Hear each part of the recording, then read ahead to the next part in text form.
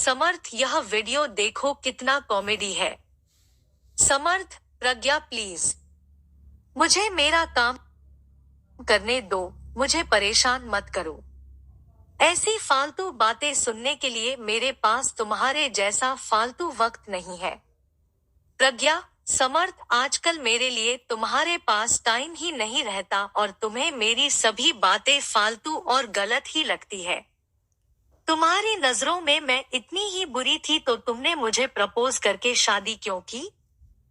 समर्थ, हाँ भूल हो गई मुझसे, लेकिन अब क्या फायदा यह सब बोल के? की हुई भूल अब निभानी तो पड़ेगी ही ना जिंदगी भर। समर्थ के ऐसे शब्द सुनकर प्रज्ञा की आंखों में आंसू आ गए। प्रज्ञा, ठीक है तो फिर तुम्हें मेरे होने से इतनी ही तकलीफ होती है तो मुझे लगता है कि हम अलग हो जाते हैं। दोनों की यह बातें चालू थी तब अनु का कॉल प्रज्ञा के मोबाइल पर आया। अनु समर्थ और प्रज्ञा दोनों की कॉमन फ्रेंड थी। प्रज्ञा अनु का कॉल उठाती है लेकिन अनु कॉल पर रो रही थी।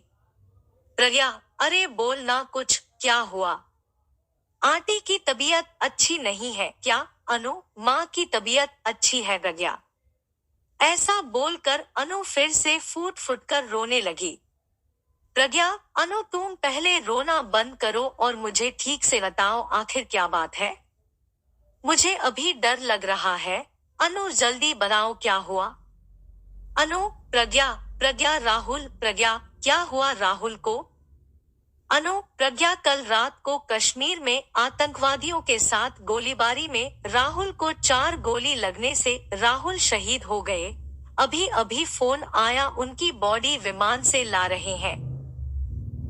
यह सुनकर प्रज्ञा की पैरों तले जमीन खिसक गई।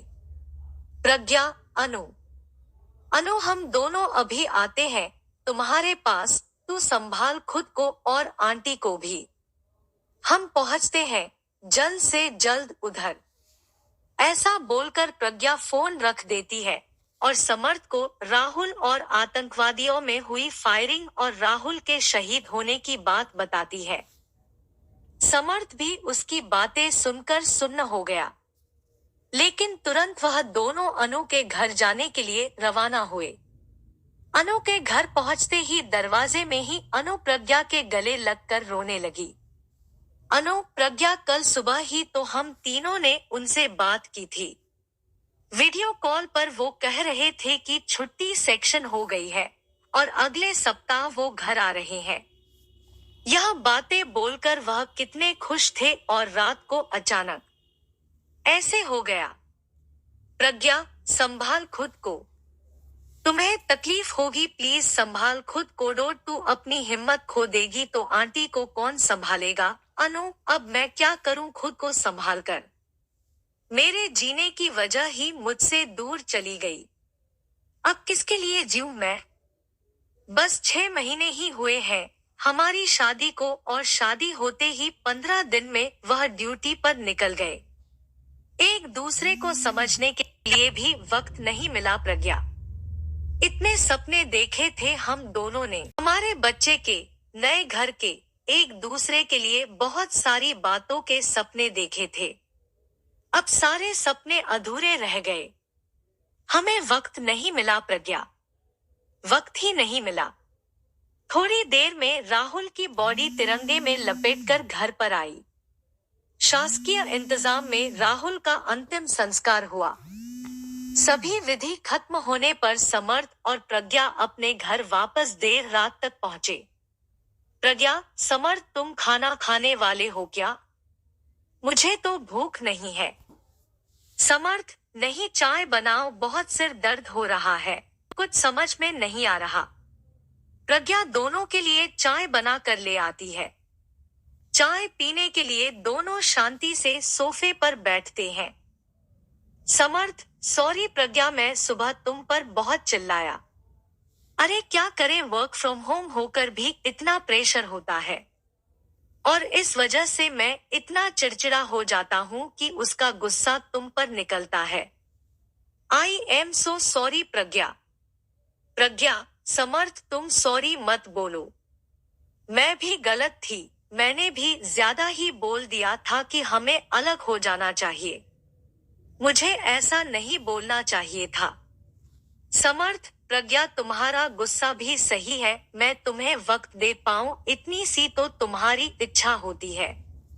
प्रज्ञा, हाँ लेकिन मैंने भी तुम्हें समझना चाहिए था। समर्थ, तुम्हारे काम का प्रेशर ना समझते हुए मैं अपना ही गुस्सा तुम पर निकाल रही थी। समर्थ, इट्स ओके प्रज्ञा, हम दोनों ही अपनी अपनी जगह सही थे।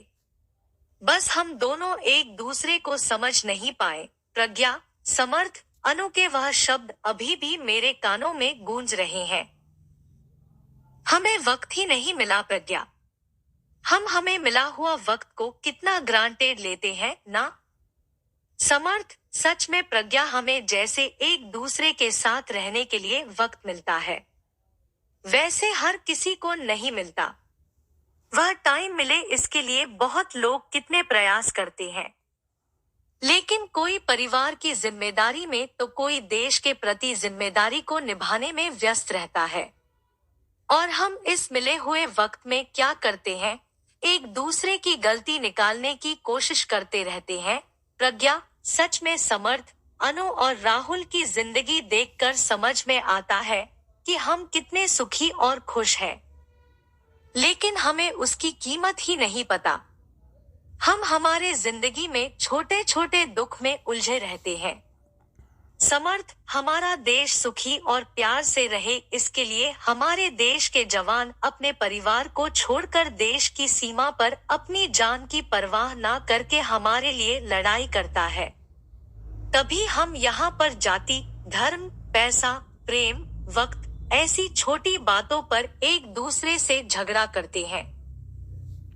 प्रज्ञा, हाँ चलो फिर आज से हम एक दूसरे की भावनाओं की कदर करेंगे और प्यार का सम्मान करेंगे, एक दूसरे को समझने की कोशिश करेंगे।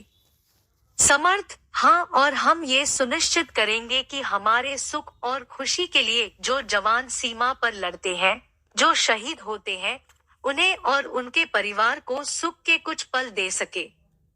हमसे जितनी छोटी देश सेवा हो सके उतनी करे और देश का कर्ज चुका सके।